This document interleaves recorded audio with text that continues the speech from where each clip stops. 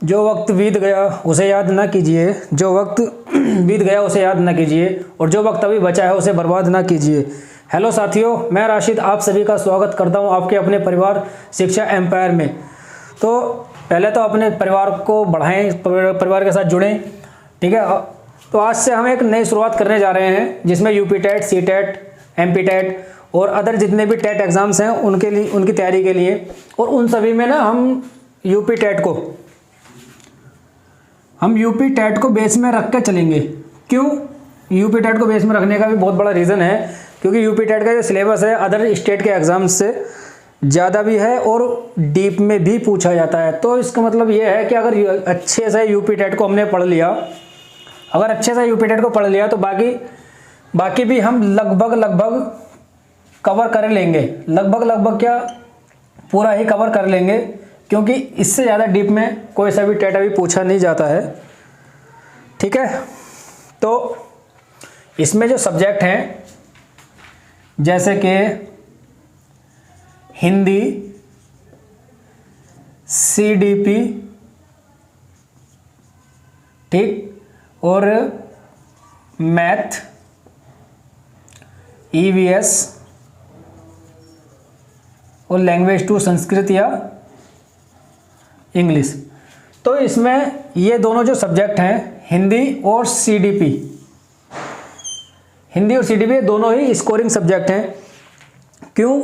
इन दोनों में भी सीडीपी जो है इन सबका बेस माना जाता है। क्यों? मतलब सबसे ज़्यादा जो नंबर कवर करता है अकेला सब्जेक्ट 60 से 70 नंबर कवर कर लेता है 150 में से। वो क्यों? क्योंकि 30 नंबर तो इसके खुद के ही हैं, 30 नंबर का तो ये पर्टिकुलर सेपरेट आता ही है।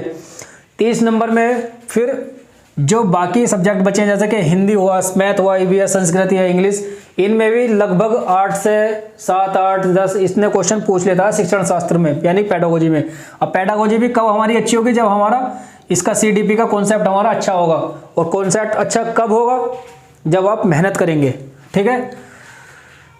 मेहनत करेंगे, कॉन्सेप्ट पे पकड़ अच्छी बनाएंगे, कंटेंट क्लियर होगा, क्योंकि कंटेंट कहते हैं कंटेंट इज द किंग।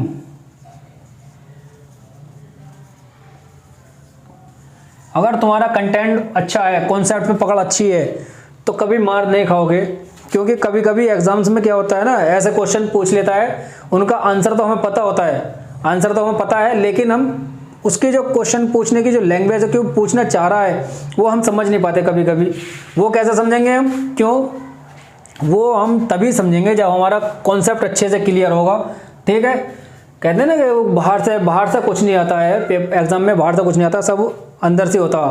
कहते हैं कि यार आउट ऑफ सिलेबस आया, आउट ऑफ सिलेबस कुछ नहीं होता है। आउट ऑफ सिलेबस तब होता है जब हमें क्वेश्चन समझ नहीं आता। कोई क्वेश्चन की भाषा कभी कभी एग्जामिनर इतने टिपिकल डाल देता है कि हल्का फुल्का पढ़ने में समझ नहीं पाते हैं हम उसको, और वो हमको क्या लगता है, वो क्वेश्चन आउट ऑफ सिलेबस है। आउट ऑफ सिलेबस कुछ नहीं होता, बाहर से कुछ नहीं आता, सब सिलेबस के अंदर से होता है। एग्जामिनर कभी बाहर से नहीं डालना चाहता कुछ भी, बस उसकी लैंग्वेज, क्वेश्चन पूछने की उसकी लैंग्वेज थोड़ी हट के कर देता है, टिपिकल कर देता है, जिससे बच्चे कंफ्यूज होते वही हैं जिनके कॉन्सेप्ट क्लियर नहीं होते हैं। कॉन्सेप्ट क्लियर करना बहुत ज़रूरी है, बहुत ज़रूरी है, ठीक है। तो बस कुल मिला के बात यही है कि सब कुछ आउट ऑफ सिलेबस कुछ नहीं होता, सब सिलेबस के अंदर से ही होता है। कॉन्सेप्ट हम बशर्ते कॉन्सेप्ट हमारा क्लियर होना चाहिए। कॉन्सेप्ट क्लियर करना बहुत ज़रूरी है, मेहनत करो, ठीक है। जो हम यहाँ पढ़ेंगे हिंदी और जो ये दोनों सब्जेक्ट है, इन दोनों को मैं ही कवर करूँगा, हिंदी और सीडीपी आप मेरे साथ ही पढ़ेंगे। बाकी मैथ के लिए, ईवीएस के लिए, इनके लिए अलग अलग टीचर हैं, वो पढ़ाएंगे, आपको पढ़ाएंगे, ठीक है। हिंदी और सीडीपी मेरे साथ पढ़ेंगे, ठीक। तो कॉन्सेप्ट यहाँ मतलब हम लोग यहाँ आपको पॉइंट टू पॉइंट एक एक चीज़ लिख करके बताएंगे, ठीक। आपको परेशान होने की ज़रूरत नहीं है, बस जो हम यहाँ लिखवाएं, ठीक है, उसको साथ पढ़ें, उसको लिखें, नोट्स बनाएं, प्रॉपर नोट्स बनाएं, उसके बाद में अपनी रिवीजन करें।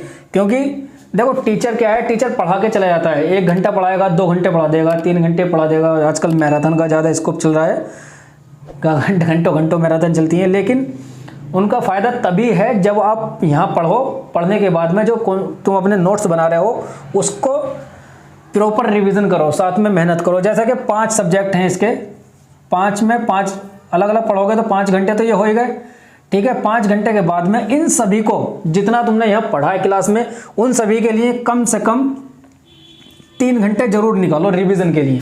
3 घंटे निकालने का मतलब ये तुम्हारे 5 और 3 8 घंटे हो गए। और 8 घंटे की तैयारी यूपी टेट के लिए बहुत बहुत अच्छी होती है, इतने में हो जाता है। और टेट को 5 ईयर क्या कहते हैं ना, पंचवर्षीय योजना ना बना करके एक ही वर्ष में, एक ही बार में उसको क्लियर करना है। कैसे करना है, और हमारे साथ बने रहें, ठीक है। मेहनत हम जितनी करेंगे उतनी ही मेहनत आपको भी करनी पड़ेगी, जरूर करनी पड़ेगी, वरना पंचवर्षीय योजना बनकर ही टेट रह जाएगा। पंचवर्षीय योजना टेट को नहीं बनाना है, सालों साल लगे पड़े हैं मेहनत, लेकिन एक बार में, ठीक है। क्यों? क्योंकि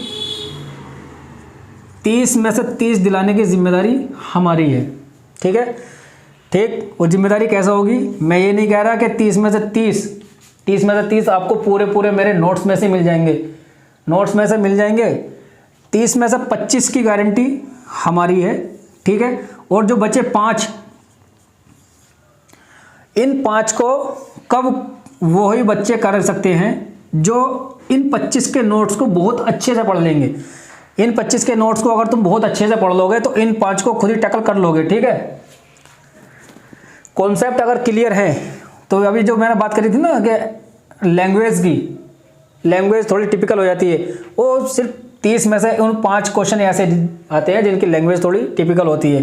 होता सब यहीं से है, सब इसी में से आएगा, जो सिलेबस है उसी में से आएगा। बाकी जो 25 तो तुम्हें मिल जाएंगे डिट्टो छपे हुए वहाँ, लेकिन जो 5 ये होंगे ना, इन 5 पर तुम्हें थोड़ा दिमाग लगाना है। इन 5 को कहाँ से करोगे, इनके अकॉर्डिंग कर लोगे। इन वाले नोट्स की जो पकड़ बनाएगा, कॉन्सेप्ट अच्छे रखेगा, वो 5 ये भी हो जाएंगे। यानी कि हम कह सकते हैं कुल मिलाकर, अगर हमारे साथ आप तो मेहनत करोगे, हम तो मेहनत इसी हिसाब से करेंगे कि 30 में से 30 ही आए, ठीक है। 30 में से 30 आ जाएंगे, और आते हैं, हमारे भी आए हैं 30 में से 30 हमारे भी आए हैं, इंसानों के ही वो आते हैं, कोई अलग से बाहर से दूसरे गोला से लोग नहीं आते, दूसरे गोले के लोग नहीं होते, वो होते अपने ही गोला के हैं, आते हैं उनके भी 30 में से 30 ही हैं। अभी रिजल्ट उठाकर अगर तुम देखोगे तो काफ़ी बच्चों के 30 में से 30 आते हैं, और आपके भी आएंगे, ठीक है। बशर्ते कब, जब आप हमारा साथ देंगे, हमारे साथ मेहनत करेंगे, लगातार मेहनत करेंगे, ठीक है, तब आपके 30 में से 30 जरूर आएंगे, ठीक। जो मैं यहाँ समझाना चाह रहा था वो शायद आप समझ गए हों, ठीक है। और मेरे साथ क्या पढ़ेंगे आप, हिंदी, CDP, ठीक है।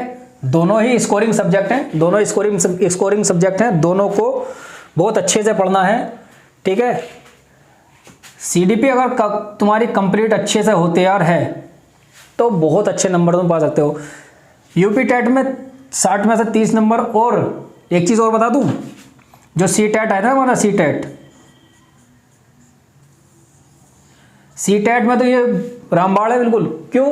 क्योंकि CTET में 90 नंबर तो आते ही आते हैं, इसमें मैं 80 से 90 नहीं कहूँगा, पूरे 90 नंबर है, 90 नंबर का कवर करता है।